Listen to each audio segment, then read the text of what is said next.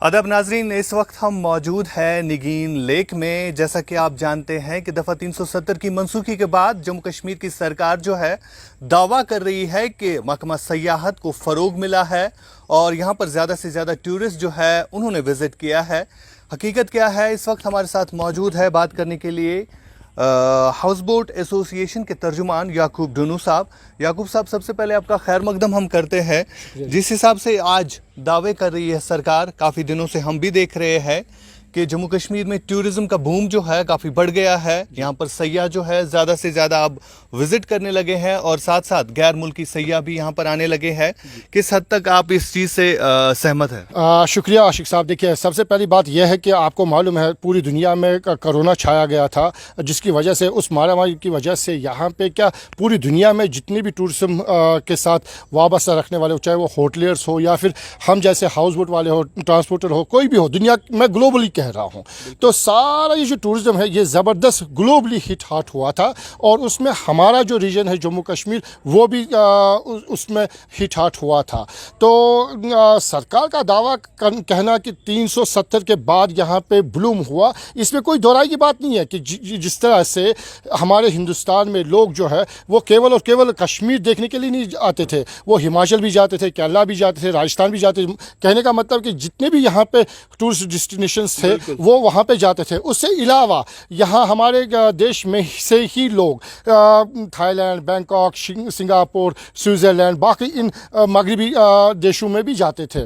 तो जैसे कि आपको मालूम है कि कोरोना की वजह से कुछ पाबंदियाँ आयद की गई थी वहाँ की सरकारों की तरफ से और हमारे यहाँ के भी सरकार की वजह से, उस हिसाब से जब यहाँ पे जम्मू कश्मीर के लिए दरवाजे खोले गए थे टूरिज़्म के लिए, तो वो जो बूम आपने देखा उसका कारण, उसका बैकग्राउंड वही था कि कोरोना के टाइम पे लोग पक गए थे अपने घरों में, तो उनको अपने जहनों को, अपनी बॉडी को रिफ़्रेश करना था, अपनी फैमिली को कहीं उस माहौल से निकल के दूसरे माहौल में लेना था। तो उन्होंने जम्मू कश्मीर, ख़ासकर कश्मीर के बारे में कहना तो ये जन्नत कहा जाता है, इसको जन्नत बेनज़ीर कहा जाता है। तो सबके, ये सिर्फ हिंदुस्तान में जितने हमारे देश भाई है सिर्फ उनका ही ये ड्रीम नहीं है कि हम कश्मीर आके देखें, बल्कि जो समंदर के उस पार ममालिक है उनका भी यही ख्वाब होता है कि हम एक बार कश्मीर यहाँ पे देख लें। तो यही बूम जो कोरोना की वजह से अटक गया था, उसके बाद यहाँ पे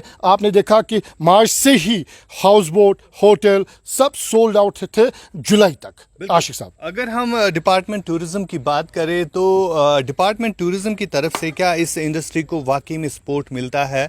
अगर हम बाकी लिहाज की बात करें, जिस हिसाब से टूरिज्म डिपार्टमेंट बाकी मुल्कों में काम करता है, तो इस जगह की अगर हम बात करें ख़ास तौर पर जम्मू कश्मीर की, तो यहाँ पर क्या आपको वाकई में मिलता है वो चीज़ें जो मिलती है टूरिज्म डिपार्टमेंट से मिलनी चाहिए, वो चीज़ें आपको मिलती है? आशिक साहब, मेरे पास अल्फाज नहीं है कि सबसे पहले मैं शुक्रिया अदा करता हूँ यहाँ के एडमिनिस्ट्रेशन, खासकर LG साहब का, और उसके बाद सेक्रेटरी टूरिज़्म सरमद हफीज़ साहब का और डायरेक्टर टूरिज़्म गुलाम नबी इतू साहब का, जिन्होंने पूरा दिन रात एक करके इस जम्मू कश्मीर को प्रमोशन के लिए बाहर जो हमारी रियासतें हैं, बॉम्बे है, पूना है, दिल्ली है, गुजरात है, इन जगहों पे जाके उन्होंने बड़ी कसरत से प्रमोशन किया। और जहाँ तक हाउस बोट इंडस्ट्री की बात है तो मैं उनको सल्यूट करता हूँ, क्योंकि जो इंडस्ट्री मैंने आपके साथ भी बहुत बार अक्सबंदी की थी कि ये इंडस्ट्री दिन ब दिन खस्ता हो रही है, लेकिन अब ऐसा लग रहा है कि इस इंडस्ट्री को, खासकर हाउस बोट इंडस्ट्री को अब जान में जान आ रही है।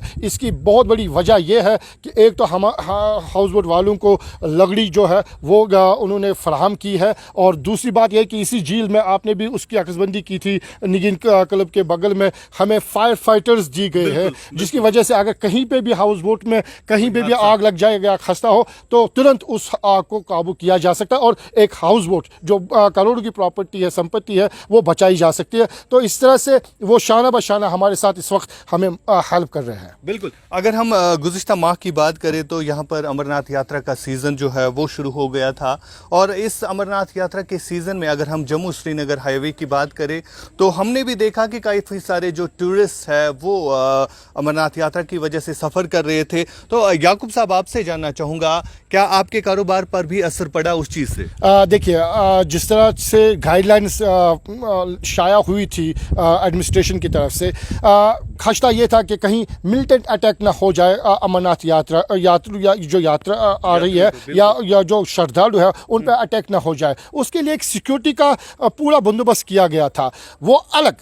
और जहाँ तक अपना ये जो नॉर्मल टूर्स, जो जनरल टूर्स आता है यहाँ पे, जो सुबह निकल के नाश्ता करके पहलगाम, गुलमर्ग या सोनमर्ग जाते हैं, तो उनके लिए वो पाबंदी जो है वो मैं कह रहा हूँ नाकाबिल बर्दाश्त थी। क्योंकि जो बंदा यहाँ से 9 बजे पहलगाम के लिए जाएगा, जो टूरिस्ट आएगा और पहलगाम के लिए डे ट्रिप के लिए जाएगा, तो 9 से निकल के यहाँ से वो 11:30 बजे पहलगाम पहुँचेगा। मैं आपको मिसाल दे रहा हूँ आशिक साहब। और उसके बाद उसको 3 बजे के बाद वहाँ से रवाना करना है और श्रीनगर उसको टच 6 बजे करना है। तो बताइए मेरे को खुदा के लिए, वो आरू कैसे जाएगा, वो बेता वैली कैसे जाएगा, वो बाइसन कैसे जाएगा? यानी यहाँ से निकलना और एक राउंड पहलगाम करना और वापस आना, वही उसके लिए रिस्ट्रिक्शंस रखी गई थी। तो उससे क्या हुआ कि जो जनरल टूरिस्ट यहाँ पे आने वाले थे, वहाँ के ट्रैवल एजेंटों ने उसको 15 तक, यानी 15 अगस्त तक अभी रोक के रखा है। तो 15 इंशाल्लाह तवक्का रखते हैं कि 15 के बाद वो जनरल टूरिस्ट यहाँ पे आएगा। हाँ, उस वजह से इस टूरिज्म को बहुत नुकसान हो चुका है। तो आपको लगता है कि रिवाइव करने की ज़रूरत है? अगली बार जब अमरनाथ यात्रा होगी तो उस टाइम पे प्रॉपरली सरकार को भी चाहिए कि इस तरह की गाइडलाइन दे ताकि टूरिस्ट भी सफ़र ना कर पाए। आशिक साहब, आपकी इस चैनल की वजह से मैं विनती करता हूँ एलजी साहब के लिए, क्योंकि वही उसके चेयरमैन हैं श्राइन बोर्ड के, कि जब भी अगली बार अमरनाथ यात्रा शुरू हो जाए तो ख़ासकर ये जो पॉइंट है वो मद्देनज़र रख के जो यहाँ के जनरल टूरिस्ट है, जिनकी अकोमोडेशन श्रीनगर में हाउस बोट या होटल में है, उनको बाकायदा वो चेक करे कि उनके पास वोचर है हाउस बोट का या होटल का श्रीनगर का। तो जिनके पास वो है उनको वहाँ से किसी भी टाइम वो वापस श्रीनगर के लिए रवाना करे, तो ताकि जो अमरनाथ यात्रा अच्छी तरह स्मूथली अपनी जगह और जनरल टूरिस्ट जो है वो अपनी जगह स्मूथली यहाँ पे आ जाए। बहरहाल बहुत बहुत शुक्रिया। तो नाज़रीन, बात कर रहे थे मोहम्मद याकूब ढुनू साहब, जो कि हाउस बोट एसोसिएशन के तर्जुमान है, और बार बार जब भी यहाँ पर कोई भी मसला मसाइल होता है इन हाउस बोट ओनर्स को, तो याकूब ढुनू जो है हमेशा पेश रहते हैं इन लोगों के मसाइल आगे करने के लिए। बहरहाल बहुत बहुत शुक्रिया इस वीडियो को देखने के लिए। खबर छोटी हो या बड़ी, ग्रुप की हो या राजनीति की,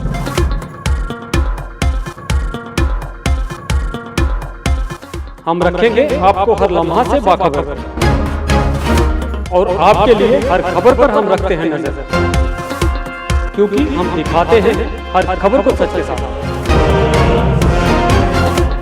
देखिए हिंदी समाचार बुलेटिन सोमवार से शनिवार रात 9 बजे जम्मू लद्दाख विजन और द कश्मीर टॉक।